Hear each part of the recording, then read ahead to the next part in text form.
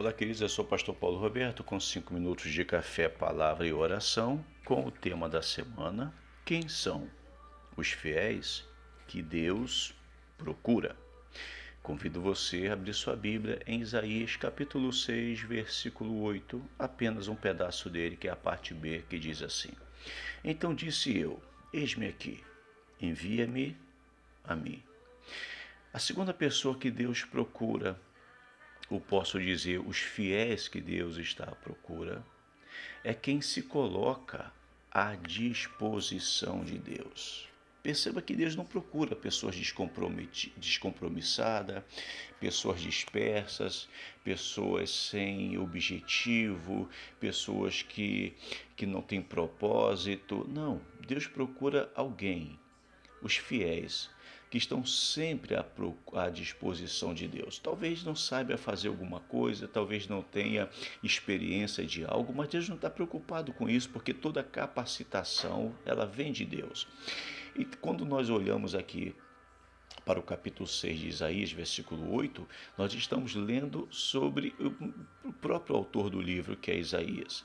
Quando ele disse, então disse eu, ele não fala disse alguém, disse eu, eis-me aqui, estou aqui, me envia. Irmãos, Isaías sabia, quando ele fala isto para Deus, quando ele se coloca à disposição de Deus, ele sabia da responsabilidade que era ser profeta. Isaías conhecia muitos profetas. Ele sabia o preço que um profeta pagava por propagar a palavra do Senhor, transmitir o recado divino, aquilo que estava no coração de Deus. E muitas vezes, talvez posso dizer que na maioria das vezes, as profecias que vinham do Senhor eram corretivos, eram correção, e que mexia com o ego daqueles reis, que mexia com as suas estruturas e causava raiva muitas vezes neles. Então Isaías sabia dessa condição. Segundo alguns teólogos, Isaías estava numa condição muito boa, muito bem confortável. Isaías não contrariava ninguém, ele pertencia a uma família influente de Jerusalém, uma família de nível cultural elevado, financeiramente, socialmente. Isaías estava numa condição muito melhor do que os demais judeus. Isaías era muito culto, tinha o dom da poesia, vivia na realeza e aconselhava os reis de Judá. Então era normal ele estar naquele ambiente bom, climatizado, de festas, de coisas boas, de gente rindo a todo tempo.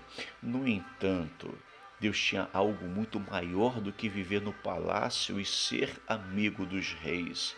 Deus tinha um propósito, um plano para ele, e esse plano era ser profeta. Ele sabia do peso da responsabilidade de ser profeta. A partir do momento que o Espírito do Senhor viesse sobre a vida dele, ele jamais seria visto da mesma forma que ele era enquanto não era profeta. E quando o Espírito do Senhor viesse e através dele falasse toda a verdade que os reis estavam fazendo e praticando, ele saberia que o sorriso iria desaparecer, que aquele conforto, aquele local, aparentemente aquela zona de conforto, ela seria diluída a partir do momento que ele abrisse a boca e o Espírito Santo falasse através dele. Ele sabia desse peso. Ser profeta, irmãos, não é para qualquer um. Ser profeta é assumir a responsabilidade, é se colocar à disposição de Deus e é falar aquilo que está no coração de Deus e não no coração do próprio homem. Então Isaías entende o seu chamado. E a partir do momento que ele entende esse chamado, ele deve ter pensado muito bem acerca do assunto.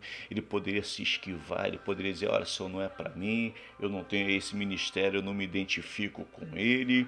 Mas o que ele diz? Ele se coloca à disposição de Deus e fala, eis-me aqui.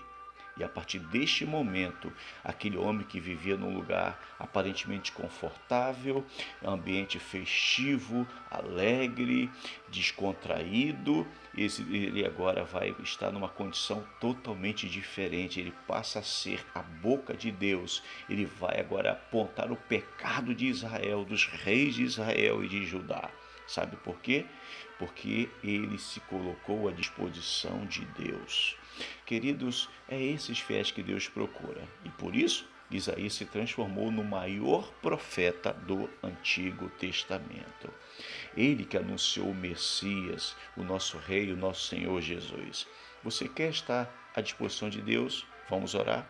Pai, em nome de Jesus, nos ajude a sermos esses fiéis que se colocam à disposição de Deus e não dos homens. Em nome de Jesus, amém. Se esta mensagem falou o seu coração, curta, comente, compartilhe. Se você não for inscrito, se inscreva no canal. Até amanhã, se Deus assim permitir.